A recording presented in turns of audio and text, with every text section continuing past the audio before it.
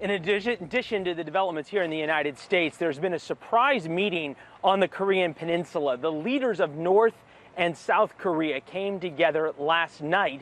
This after President Trump seemingly warmed back up to the idea of the June 12th summit with Kim Jong-un. And with that, we go to Greg Palkot in Seoul, South Korea. Hi, Greg.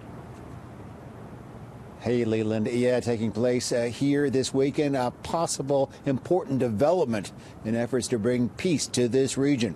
North Korean leader Kim Jong-un and South Korean President Moon Jae-in meeting along the DMZ as they did just 1 month ago, this time on the North Korean side. The session lasting about 2 hours. We are told in addition to inter-Korean matters, there was a, quote, frank and candid exchange of views as to how to achieve a successful summit involving President Trump and North Korean leader Kim. That summit, remember, was basically canceled on Thursday by the White House and then revived on Friday. Saturday's meeting is seen by some experts here as the clearest signal yet that a June 12th Singapore session could be back on. This, again, amid reports that advance teams from both sides are heading towards Singapore.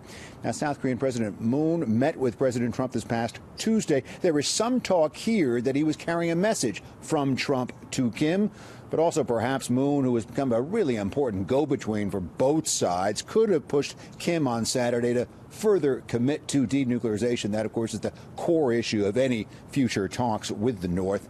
Remember, this week we witnessed what the North claimed was the dismantlement of its one known nuclear test site in the northeastern corner of this country. That was seen as a goodwill gesture, but there were no experts on the ground to confirm this. I think, Leland, we can confirm at the very least there was a meeting between North and South. There was handshakes, there were smiles, there were hugs. Perhaps that warm feeling can translate into a more important summit and maybe a little peace here. Back to you, Leland. Yeah, and we've seen so quickly how the peace and warm feelings can fall apart. Greg Palkot in Seoul, South Korea, watching things as they develop by the hour.